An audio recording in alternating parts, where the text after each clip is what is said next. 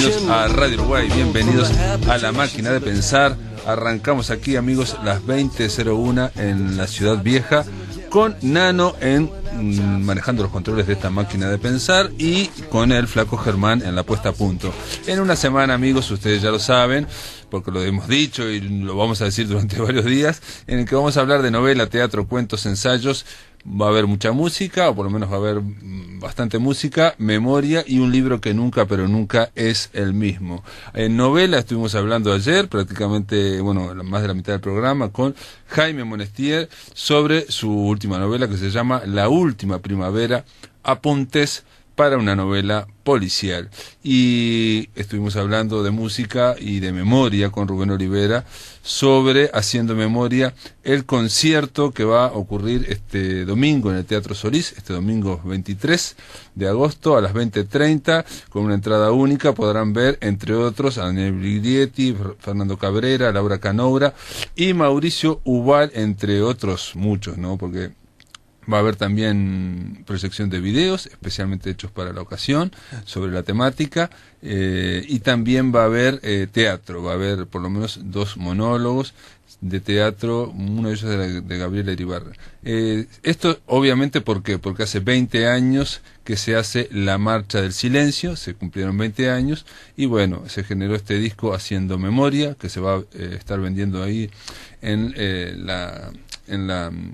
el Teatro Solís, en la librería del Teatro Solís, y este disco, obviamente, todo lo recaudado, igual que el concierto, va para familiares y madres de desaparecidos. Esto tenemos que decir que se reúnen 20 canciones sobre la temática y ayer estuvimos hablando con Rubén Olivera, pero bueno, hay otras muy conocidas y otras no tanto, ¿no? Otras no son tan conocidas.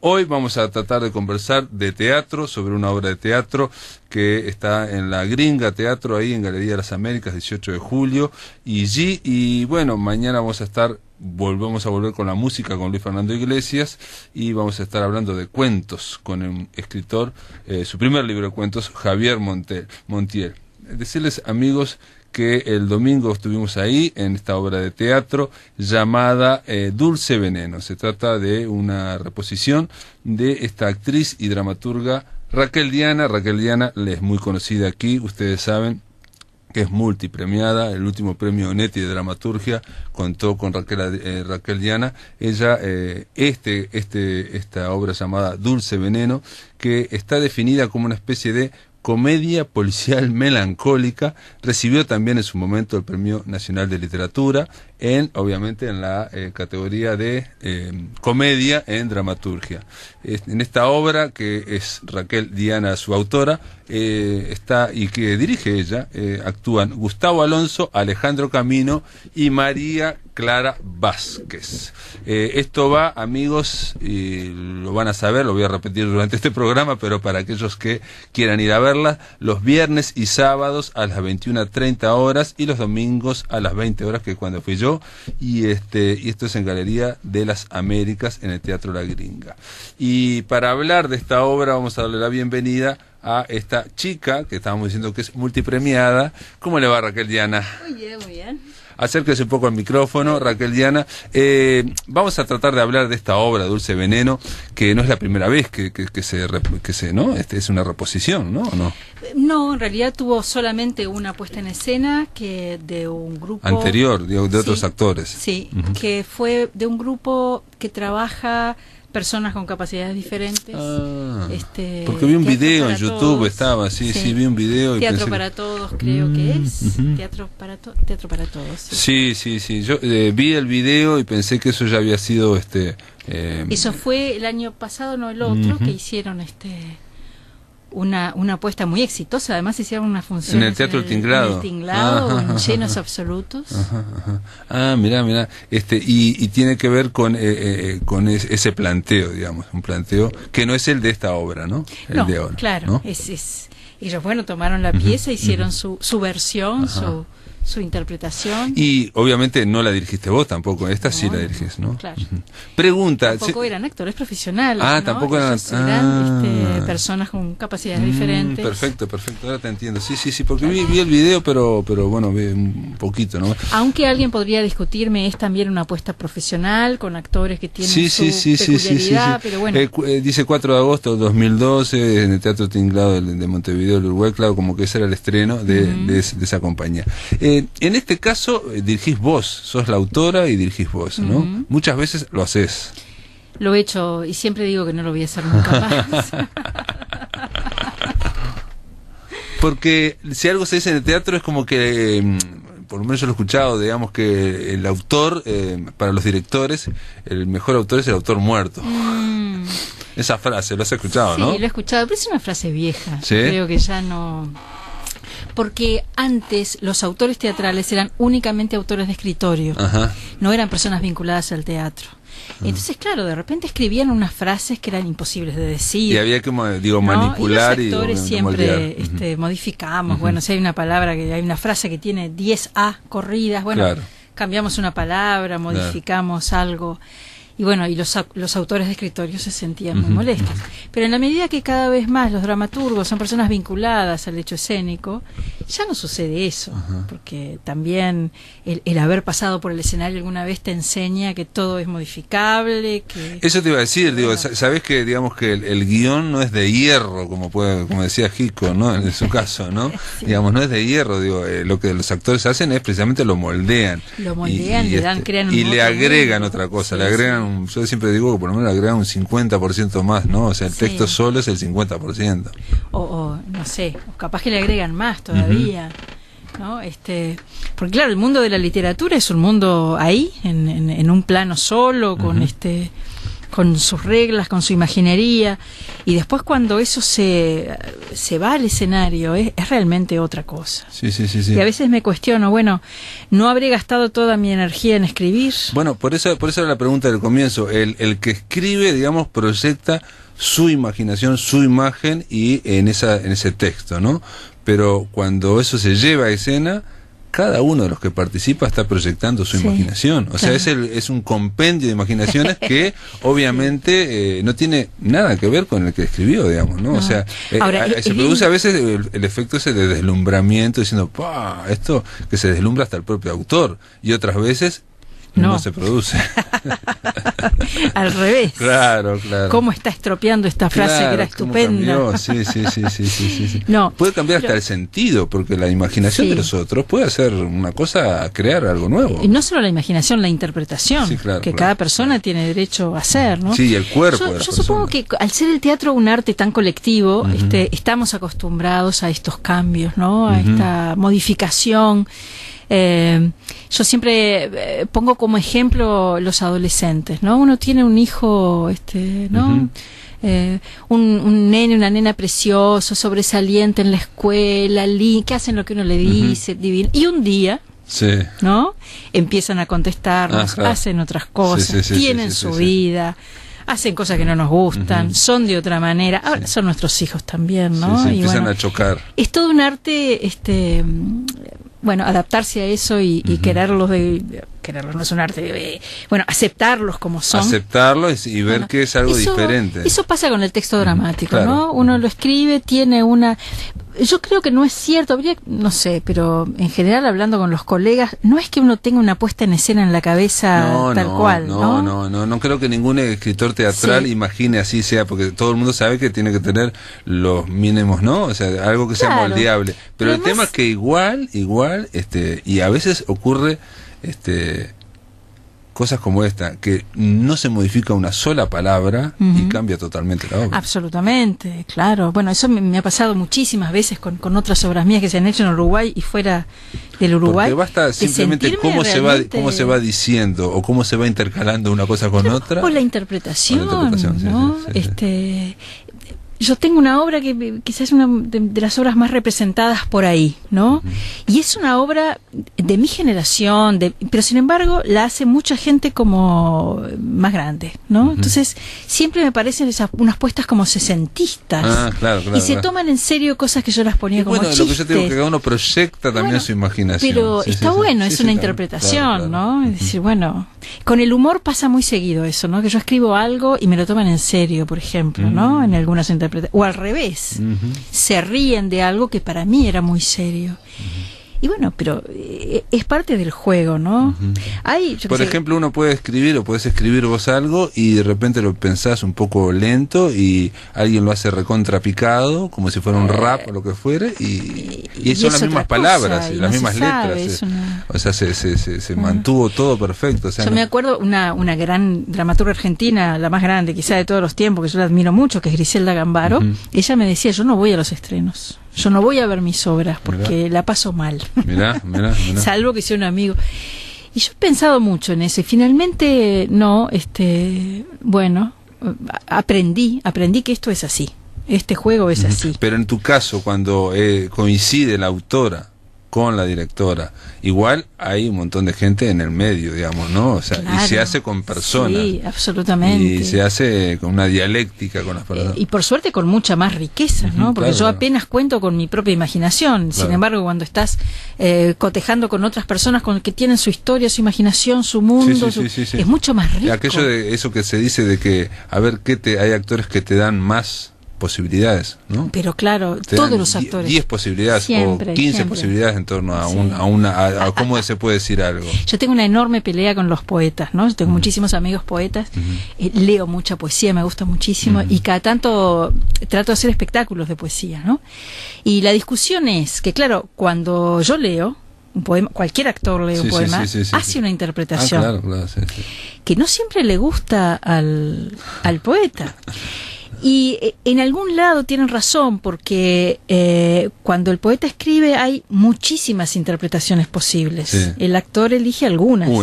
Porque y proyecta, el actor también proyecta su imaginación. Claro, aquí hay un punto o no lo hay, ¿no? Y esa decisión mínima altera, claro. No es que altera el sentido, altera la cantidad de sentidos posibles, ¿no? Entonces, bueno... Pero yo creo que la poesía también está destinada a estar en el aire, a ser dicha, a ser parte del cuerpo de los intérpretes. Sí, ¿no? Durante miles de años fue así. Claro. O sea, la poesía leída es muy reciente, ¿no? Del siglo XX. Entonces, porque si no, ¿en qué estaríamos? En que la poesía es algo tan llena de sentidos que no se puede levantar del papel, o si no, esas lecturas monocortes. Tiene muchos sentidos, pero es como una canción que se interpreta. Claro. Y se interpreta, y uno interpreta de una forma, otro, y bueno, y con el teatro pasa lo mismo, es esa interpretación que estamos conversando. En este caso se trata de Dulce Veneno, es una obra que aparte tiene muchas capas ahora vamos a hablar, es una cebolla, ¿no? Tiene muchísimas capas de ficción, ¿no? De ficción, y vos la definiste, yo lo decía antes al empezar esto, como una comedia policial melancólica. Sí, definiciones de que quizás los actores pueden estar de acuerdo o no, ¿no? Sí, bueno, pero a veces esta clase de definiciones que más bien vienen, yo qué sé. Pregunto, porque digo, el director no es que apunta hacia algo, porque digo, no todo lo tiene fríamente calculado como Chapulín Colorado, ¿no? No. Entonces, pero no es que el director apunta hacia y todo el mundo va como un vector poniendo cosas. Hay directores que son así. O puede haber otro que te tuerza ese. Sí. Cada director tiene su impronta. Yo no soy directora. Dirigí muchas obras, pero no me creo directora. ¿Y te dirigiste alguna vez a vos misma? Sí. Y no lo voy a volver a hacer. ¿Sí? Claro, porque fue interesante hasta cierto punto, pero fundamentalmente no. No. Porque el director es el que tiene que estar afuera mirando todo el cuadro, digamos. Claro, porque uno no puede con todo, no es interesante, las cosas quedan en un sentido solo y no en más. No, aparte tenés el doble estrés de actriz y del director. Es tremendo. Porque el director tiene otro estrés, digamos, la previa y todo, muy diferente. Claro. Sí. Pero bueno, esta definición primero como comedia, porque lo es una cosa que tiene cierto grado de liviandad y de cosa placentera. Policial, porque tiene una trama policial, que si quieres después hablamos del trabajo increíble que da armar una trama policial. Y melancólica, porque claro, no es una comedia para matarse de risa, sino que tiene como creo que la función que vos tuviste es la que la gente se rió menos. Ah, mirá, sí. En otras funciones la gente se ríe mucho más, sí, ¿no? bueno, pero aún así es una risa pequeña. Es una sonrisa. Claro. También podría llamarse pregunta, comedia dramática, o eso es otra cosa, la comedia dramática. No sé bien qué es una comedia dramática, esta división tan rara, ¿no? De drama, comedia. Por suerte el Ministerio de Cultura acaba de sacar esas divisiones. Porque sacó el premio, sacó el Premio Nacional de Literatura en categoría comedia. Claro, sí. Que yo me imagino que se deben presentar pocas comedias en Uruguay, no sé por qué sí, pocas comedias. Tengo un prejuicio y, no sé, y realmente la mayoría de las que se presentan no, de repente son personas que están pensando más en un guión o en una serie de chistes que en una obra literaria en sí. Sí. Vamos, debo haber ganado ese premio seguramente porque hay pocos que se presentan. Es muy bien, Raquel Diana es así, es multipremiada pero humilde. Amigos, estamos conversando con ella, directora, dramaturga, actriz, en torno a esta obra de teatro que ahora sí vamos a entrar después de la pausa, que se llama Dulce Veneno. En el aire de Radio Uruguay, La Máquina de Pensar.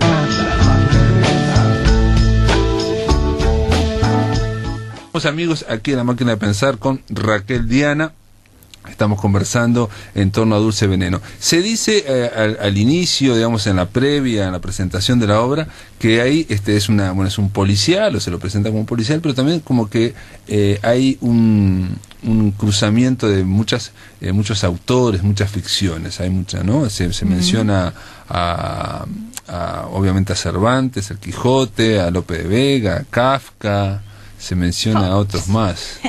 Que digo, uno dice una obra de teatro, todo eso, sí, todo eso, ¿no?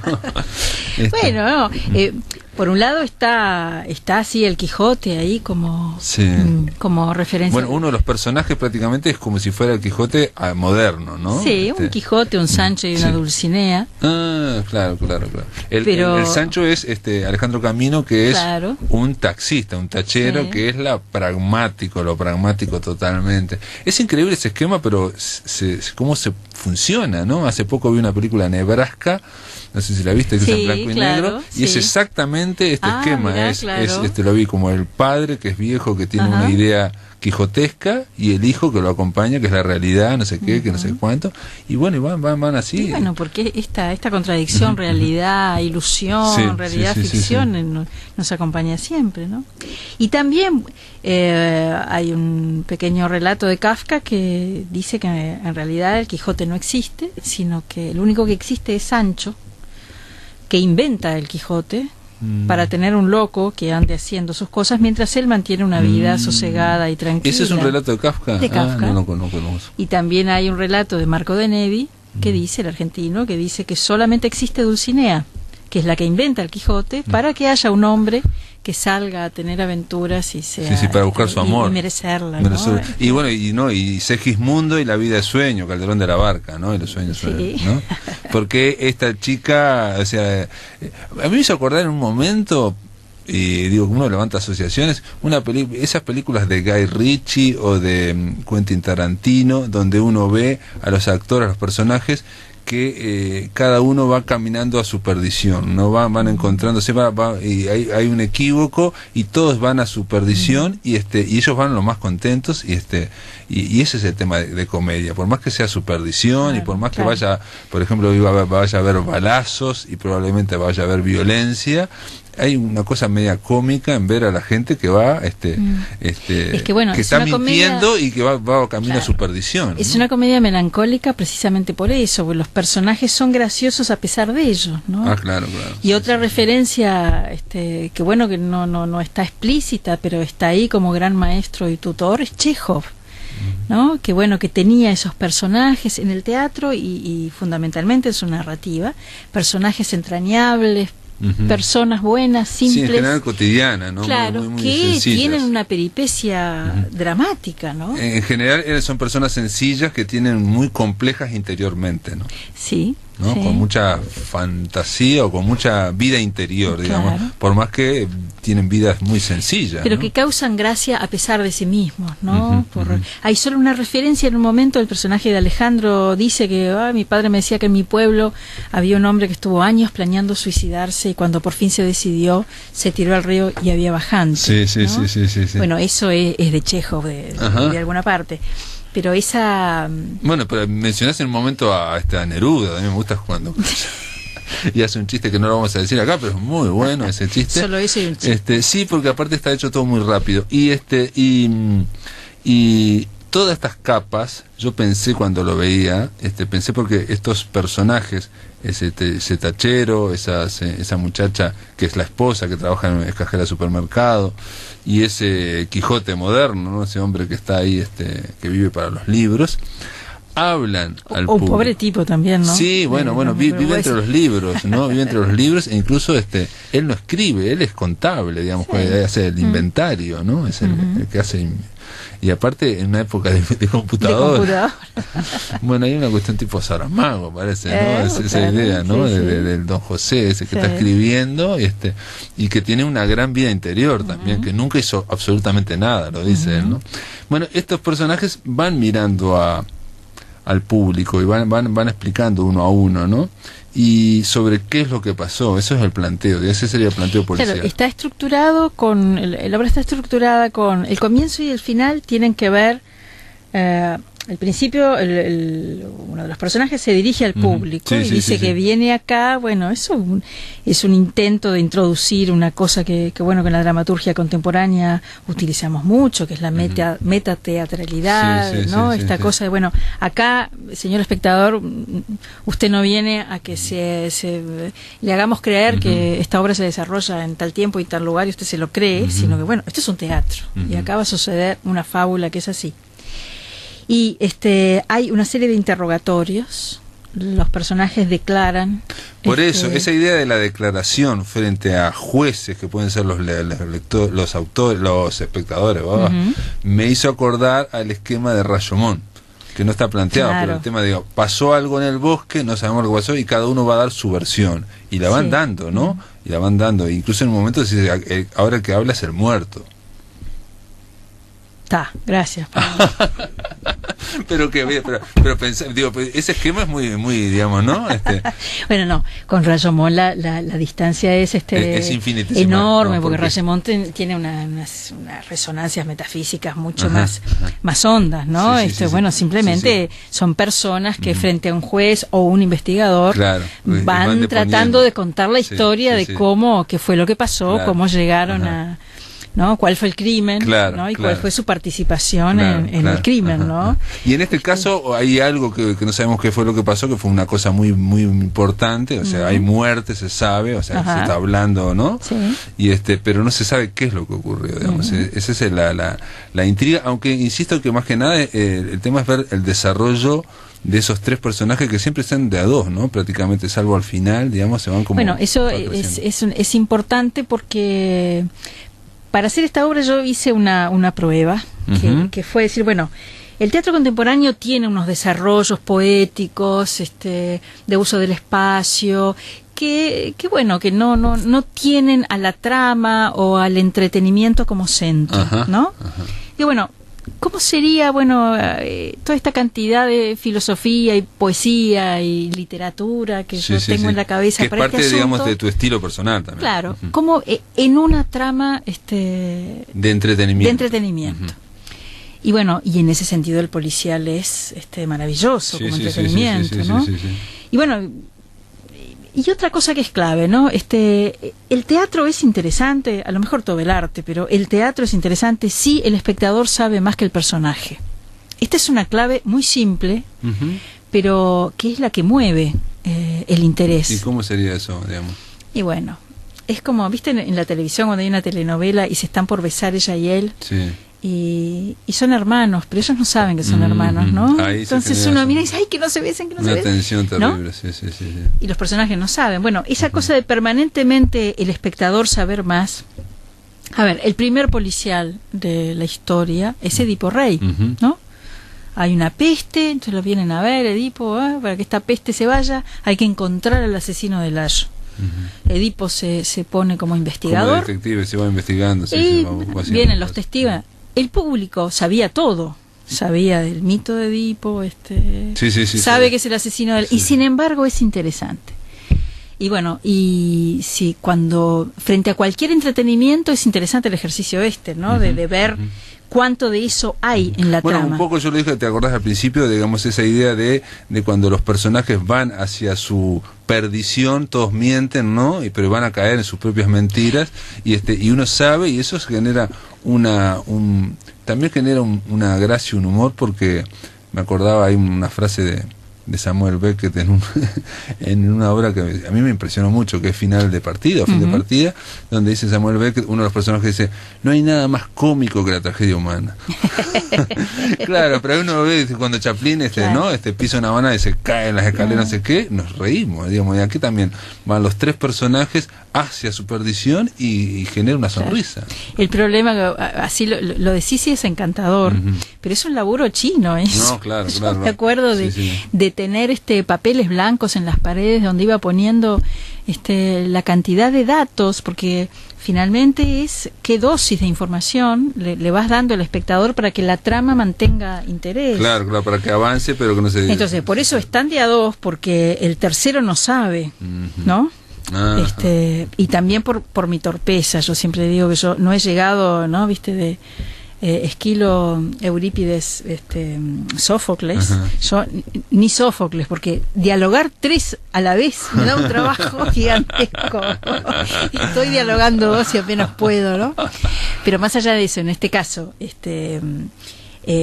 bueno, importa por la información, ¿no? Es el otro el que no sabe, ¿no? Pero el espectador va sabiendo. Entonces a la escena siguiente, bueno, entonces hay una cantidad de datos, de detalles que hay que ir viendo. Después las pistas materiales, ¿no? Las cosas materiales reales, que bueno, que son las que van develando el misterio para el público, pero sobre todo para el otro personaje, para ellos, ¿no? Claro, para ellos. Sí. Y digo, ocurre lo mismo como ocurre también en los policiales, de que a veces un personaje sabe más que los otros dos también. Claro. Permanentemente, ¿no? Hay uno y ahí sabe una cosa diferente. Genera una cierta también genera tensión, ¿no? Ahí ya no te causa gracia, porque el que sabe lo está, ¿no? Como manipulando. Nosotros, ¿no? Bueno, ahí está. Entonces también es esa otra de las cosas interesantes que tienen los policiales también, ¿no? Que uno piensa que este personaje es bueno, es una persona buenísimo, y hay un momento en que de víctima pasa a victimario o pasa a ser más inteligente, ¿no? Esas cosas son bien interesantes de trabajar, da mucho trabajo, pero es no sé, se hace entretenido y que tiene sentido en función de las otras cosas que se están diciendo. No, claro, esto es como el Armazón. Y digo, estaba pensando, no es por seguir comparando, pero Rashomon también es una estructura policial y sin embargo se quiere decir otra cosa, ¿no? Pero es decir, la investigación policial se ha planteado como en algunas como es traducciones se habla de encuesta policial, que es la investigación, ¿no? La encuesta, que es la de preguntar acá, preguntar allá, y básicamente es eso, ¿no? Un policial es eso, es descubrir la verdad que hay detrás de las cosas. Y en este caso, pero se van diciendo muchas más cosas, ¿no? Se van hablando mucho de el tema de la ficción y de la fantasía personal, ¿no? Ahí el tema cervantino está en todos, incluso el tachero, que aparentemente es el más, ¿no? El más Sancho, ¿no? El más alejado de todo. De esa ficción, ¿no? Porque que de última hay una reflexión sobre estos días, ¿no? El siglo XXI, digamos, estamos atravesados por ficciones nuestras, narcisistas, ¿no? Bueno, pero cuando no estamos atravesados por ficciones también es una tragedia, ¿no? Yo, no sé, me ha cambiado completamente la visión sobre las chicas de los supermercados, ¿no? Después de hacer esta obra, que están ahí tantas horas y horas y horas, y bueno, ¿con qué sueñan? Claro. ¿No? ¿Qué es lo que...? Ese tema me parece muy importante. Así como hay muchas ficciones negativas, que muchos cuentos que nos adormecen o nos hacen daño o nos ponen en expectativas que no son las mejores a nosotros, pero sobre todo a los niños y a los jóvenes. Pero también hay otras que sin ellas, porque finalmente, como dice el personaje en algún momento, ¿qué otra cosa hay más que contar un cuento, ¿no? Más que organizar la realidad en un relato que nos haga comprensible el mundo o que dé sentido a lo que estamos haciendo. Que dé esperanza, ¿no? Que dé una esperanza o que dé una... No sé si esperanza, este problema del sentido es uno de los problemas que siempre en lo que escribo está presente, ¿no? El sentido de la vida, el sentido de la existencia. Pero vos crees, perdón, eso es una pregunta más personal, ¿crees que se puede vivir sin ese sentido, que es toda una construcción mental, digamos? Yo la única cosa que he podido constatar es que si uno no tiene una sensación de que las cosas tienen sentido, es muy triste y se vive con mucha angustia, ¿no? Y antes este tema de la angustia de la insignificancia... Sí, sobre todo como muy árido, ¿no? Parece algo, ahí se convierte todo en un desierto, ¿no? O sea, si todo es una cuestión, por eso muy como mental, ¿no? Digamos. Tremendo. O sea, parece que esa idea, digamos, quita... cosas que realmente existen, como las emociones, por ejemplo.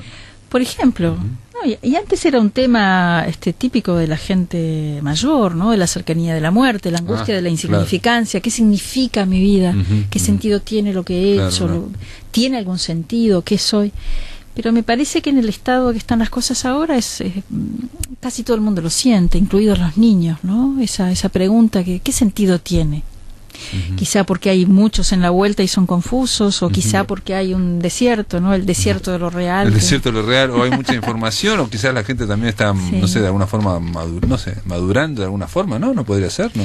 A lo mejor. Digamos, uno piensa que es eso de los jóvenes o los niños que tengan esos pensamientos, que no eran habituales, digamos, esa forma de pensar, ¿no? Como sea, yo como filosofando, pero está bueno filosofar, digamos, ¿no? Que es lo que hacían los griegos, ¿no? Sentarse y tirar a filosofar, ¿no? Yo soy profesora de filosofía, si bien hace muchísimos años que no estoy en la enseñanza parte directa. De la filosofía es tirar también mucho bolazo. Bolazo no, pero pensar, digamos. Despertar curiosidad, exacto. Generar preguntas. No dar nada dado por hecho, no darlo por hecho. Claro. ¿No? O sea, buscar otros puntos de vista. Y bueno, y en ese sentido, la literatura y el arte tienen una función que cumplir gigantesca, ¿no? En la vida de cada uno, y también como motivadores de este pensamiento, ¿no? Entonces, bueno, a lo largo de la obra hay mucho de esta cosa, de estas interrogantes, de estos cambios de punto de vista, que bueno, para pensar un poco en el sentido de la vida, en el amor. Y sobre todo, vamos a hablar vamos a seguir hablando un poco más de Dulce Veneno, envuelto en algo que aparentemente es tan, ¿no?, comestible como es una obra de teatro policial, ¿no? Sí, bueno, eso me cae bien, ¿no?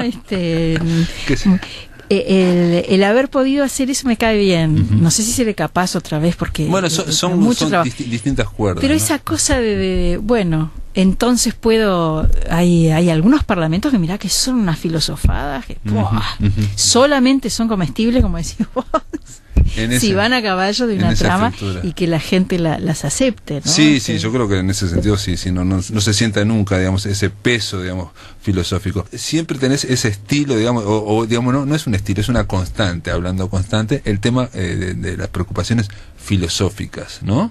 Ahora, la pregunta es, esas preocupaciones o esos temas filosóficos no pueden generar una cosa muy trascendente. Mirá lo que te digo, ¿no? Porque sí. a veces se quiere huir de lo intrascendente, pero a veces no se puede caer también en el otro extremo. Sí, yo cuando escribo tengo muchos enemigos que yo tengo un escritorio que tiene arriba como esos estantes, ¿no? Sí. Como una especie de secreter falso, pero por ahí. Y siempre me imagino que sentados en los cajoncitos que tengo ahí enfrente están algunos monstruos. Uno es el de la trascendencia y la profundidad. En el galpón siempre teníamos un chiste que provenía de quién sabe qué obra hace muchos años, que cuando alguien se ponía muy trascendente decíamos profundo. Claro. Y bueno, yo me digo a mí mismo eso y lo peleo, ¿no? Porque bueno, a mí me gusta me gusta en el teatro plantear estos temas filosóficos, pero más bien como desafíos, como preguntas, como interrogantes. Yo creo que una de las cosas está ahí, ¿no? Plantearlo como preguntas, ¿no? No como sentencia, aparte mis certezas son tan pocas que difícilmente podría plantear muchas sentencias o muchas cosas como definitivas, pero es un enemigo de temer, eso, ¿no? Porque me pasa en la vida también. Yo soy una persona que me cuesta mantener conversaciones livianas y simples. Sí. Pero por ejemplo la ficción, viste que a veces tiene algo, digo porque en Uruguay a veces ahora estoy haciendo una generalización enorme, ¿no? Pero muchas veces hace poco conversando con Jaime Clara me decía por qué cuesta tanto la ficción, y yo decía que en ficción, en literatura, pareciera que precisamos otra razón para leer, ¿no? O sea, que sea ficción pero que me informe de tal lado, o pero que yo pueda saber tal cosa, o pero que me deje algo, no sé qué, ¿no? Cuando la ficción a veces es un mundo en sí misma, ¿no? Puede ser entretenimiento, pero es un mundo autónomo. Sí, lo que pasa es que estamos rodeados de ficciones y algunas muy entretenidas, ¿no? Es decir, la máquina de producir entretenimiento es una máquina eficiente. Sí.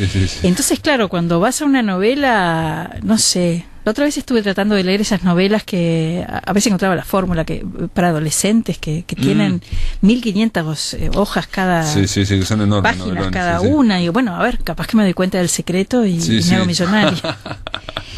Y bueno, la sensación es como de comer pop, ¿viste? Empezás, es entretenido, pero solamente te engorda y no pasa nada, y abandonás a la página 200, ya no podés más. O ¿no? podés saltear páginas rápidamente. Sí, da lo mismo. Y no pasa entonces, nada, ¿no? yo creo sí que tiene, a mí me gusta que la ficción tenga una otra cosa, que no tiene por qué ser una otra cosa trascendente, también puede ser gastronomía, no sé, pero una otra cosa que te transporte a otro mundo. Bueno, en realidad la ficción como es autónoma, la idea es que también yo creo que uno vive una experiencia que si no viviría, ¿no? Sí. De ensancharte el universo en ese sentido, ¿no? Ensanchar la percepción viviendo sensaciones que a veces son sensaciones, no son ideas que uno no viviría y que realmente huiría esas sensaciones, ¿no?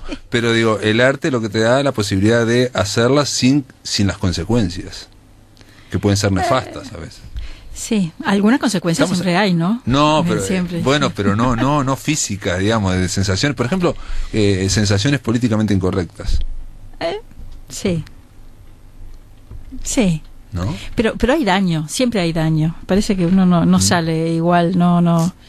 Siempre hay no sé, yo qué sé.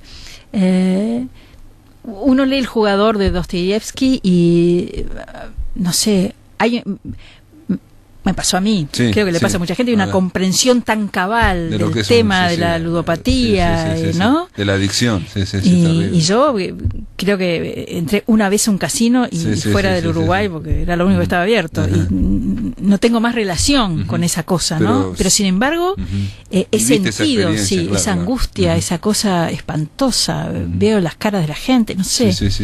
Entonces sí. Y bueno, enriquece tu experiencia. Pero claro. Por eso decía, sin las consecuencias. Sin las consecuencias, no, pero te hace un daño, te deja una marca. Y bueno, a veces uno se va complejizando así, ¿no? A los golpes se aprende. No, digo, porque no todo entra dentro del terreno de lo políticamente correcto, se me ocurre. Pero no sé, digo, en comedia también, por ejemplo, viendo Dulce Veneno, otra de las cosas que me levantó, que no sé si lo pensás, es esa cuestión tipo de Almodóvar, de cuando la gente también va siguiendo sus sueños y los personajes van chocando entre ellos, ¿no? Van como chocando, y sobre todo cuando hay sueños, pero que son a veces que rondan la histeria de repente, ¿no? O sea, ¿no? Hay una cuestión en el caso de ella, digamos, de la Dulcinea, que va generando, de golpe nos enteramos que tiene un rollo más grande que el Quijote, ¿no? O sea, y yo pensaba, digo, es la fantasía femenina, ¿no? Sí, la fantasía femenina con lo bueno y lo malo que tiene, ¿no? Porque, bueno, tiene una parte... Pero en este caso es Segismundo, estamos hablando Calderón de la Barca, es una cosa... Bueno, pero fue el nombre que le puso, pero en realidad ella lo que tiene es ese sueño que hay un príncipe para cada una, ¿no? Claro. Pero sobre todo lo que hay es... hay muchos problemas, estoy en una situación complicada, pero me duermo y me va a despertar con un beso... Claro. Un ser maravilloso que además va a tener todo resuelto, ¿no? Eso es tremendo para la mujer, ¿no? El síndrome de la bella durmiente. Y todo en la vida sueños son, ¿no? Es negativo, eso es muy negativo, porque las mujeres más bien debemos resolver los problemas, ¿no? No esperar que venga otro a resolverlos y quedarnos ahí durmiendo. Pero al mismo tiempo, el no tener ninguna esperanza, ningún sueño así, que te saque a pasear más allá de la caja del supermercado donde estás trabajando. Ahí está la cuestión de la ficción interna. Hay una ficción interna que sería la fantasía interna, digamos, ¿no? De vivir otras experiencias, aunque sea ficticia. Bueno, la idea que toda la vida sueña. Un loco que sale, una loca que sueña y que bueno, que hay un tipo que la está buscando. Y son tres trenes que van a 180 kilómetros por hora y uno ve que van a la tocar. Cosa se complica, ¿no? Si un día, ¿no? A una que está pensando en el príncipe azul le dice, mira, tu príncipe azul está aquí, ¿no? A la vuelta de la esquina. Claro. ¿No? Y una va y que, ¿cómo es? Claro. ¿Será que existe, ahí no? Ahí la ficción se achica y se concretiza demasiado. Ahí pierde el sueño, el vuelo del sueño. Bueno, esa idea de que la vida es sueño también está acá en Dulce Veneno, pero bueno, no vamos a adelantar más. Es una obra que va en la Gringa Teatro. Este teatro está en la Galería de las Américas, ahí en 18 de julio, y sí. Es un teatro nuevo, tiene pocos años. Bueno, a ver, en ese lugar se hizo teatro durante mucho tiempo, estaba el Teatro El Reloj, bueno, pero ahora es un teatro muy lindo que además tiene como una corriente de público, como espectáculos interesantes. Nos sentimos muy cómodos allí, el equipo técnico. Cuando se entra, porque yo había ido a otra obra que se entraba, digamos, por donde entra el público normalmente, pero esta vez entré se entra por el escenario, lo cual me pareció una cosa notable. Bueno, pero no tiene una intención estética, sino claro, problemas con los vecinos. Muy bien. Está complicada la relación, tema de los ruidos sociales. Entonces, se entra por ahí y se sale por se entra por el escenario y después se sale por la... Es también una experiencia entrar por el escenario. Sin duda. Hay una escenografía de Lucía Tyler que me parece bien interesante, tanto la escenografía como la iluminación y el vestuario también, esa cosa de el realismo un poquito torcido, ¿no? Algo... él tiene un sillón con una lámpara y con muchos libros acumulados, pero está torcido, y el taxi tiene una rama que le sale del lado. Sí. Esa cosa, bueno, una realidad un poco o el taxi, por ejemplo, no tiene volante, que eso me llamó la atención, ¿no? Digamos, es solamente ¿para qué va a tener volante? Solamente 2 asientos y lo van manejando con su mente. La mímica está... Además, una ahí está posibilidad... Alejandro Camino, que haciendo de tachero, extraordinario. La verdad que me pareció muy es un actor, digamos, de vis cómica o vis, no sé, ¿no? Se habla, ¿no? De cara, digamos, ¿no? Poniendo de perfil. Tiene una vis cómica, pero también tiene una profundidad el trabajo que le hace sobre este personaje, sin duda, conmovedora, porque también te parece que el tipo es de cierto modo y de repente... Exacto, en un momento parece cómico, tipo Sancho Panza, y se revela un fondo negro, oscuro, ¿no? También. Sorprendente. Del mismo modo, Gustavo Alonso hace una proeza con un texto difícil que le tocó, donde además tiene que desde decir a Lope de Vega. Sí, tiene tiene que leer poesía de Lope de Vega, tiene que hablar como el Quijote de todo el tiempo, ¿no? Lo cual hace que está actuando en otra cuerda, digamos. Y después está, María Clara Vázquez. Que es una mujer, va creciendo mucho la obra también. Maravillosa, es un personaje tan querible, profundo y divertido a la vez, ¿no? Estas cosas es fácil decirlas, pero hacerlo todo junto, wow. Está de acuerdo. Raquel, Diana, esta obra, reitero, va los viernes y sábados a las 21:30 y los domingos a las 20 horas, ahí en la Gringa Teatro, en 18 de julio y en la Galería de las Américas. Gracias, Raquel, por estar acá en La Máquina de Pensar. Muchísimas gracias a vos.